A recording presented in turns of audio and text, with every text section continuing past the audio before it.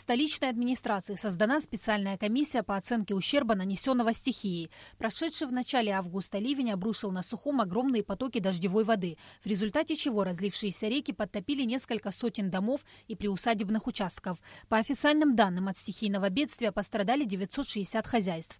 По словам заместителя главы столичной администрации Леона Кварча, на данный момент от граждан подано 700 заявлений. По предварительным подсчетам, ущерб, нанесенный городской инфраструктуре, оценивается в 440 миллионов рублей. На ее восстановление уже потрачено порядка 11 миллионов. Размер ущерба частным хозяйствам подсчитывается. Силами городской администрации были ликвидированы наиболее острые участки, которые пострадали во время стихийного бедствия. Это частный сектор? Что Не частный, я имею в виду городскую инфраструктуру. В первую очередь городская инфраструктура. Вот те затраты, которые понесла администрация по устранению последствий стихийного бедствия, они превышают 11 миллионов рублей. Помимо этого, самой городской инфраструктуре имеется в виду автодорожная сеть, инженерная инфраструктура. По предварительным нашим оценкам, безусловно, для этого необходимо будет в дальнейшем составлять соответствующую сметную документацию, но по предварительным нашим оценкам, по расчетам, нанесен ущерб более 440 миллионов рублей. Комиссия по оценке ущерба, нанесенного стихией, частным домовладениям и объектам инфраструктуры, сформированная в администрации Сухума, совершает обход хозяйств и составляет списки пострадавших. После приема заявлений от граждан и обследования наиболее пострадавших домов и дворов материалы будут переданы в кабинет министров. И уже правительство будет решать, в каком объеме будет оказана материальная помощь жителям. Те жители, которые пострадали, они пишут заявление о том, какой ущерб им нанесен. Затем в дальнейшем эти заявления обрабатываются.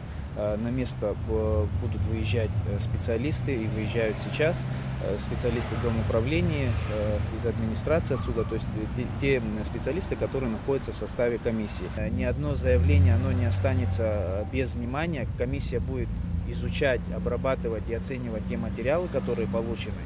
И в дальнейшем они будут обрабатываться уже на республиканском уровне после того, как мы передадим эти материалы в кабинет министров. Сейчас уровень воды в реках в норме, но при сильном дожде ситуация может повториться. Коммунальные службы ведут работы по очистке русла рек, и много уже сделано. Но для предотвращения повторного наводнения необходимо проделать еще большую работу. Это углубление и очистка русла рек в наиболее опасных участках и очистка ливневых канализаций. Решить проблему можно только совместными усилиями, говорит Кварча. Сразу после стихии была проведена совместно с Абхазберегозащитой работа по очистке русла реки и углублению, расширению, которое впадает в Маякское озеро, потому что там тоже подтопляло людей. Вот это то, что мы смогли в оперативном режиме сделать. Но на дальнейшее, для того, чтобы делать это не хаотично, а подходить к этому системно, вот то, о чем я вам говорил, значит, необходимо провести соответствующие проектно-изыскательские работы, изучить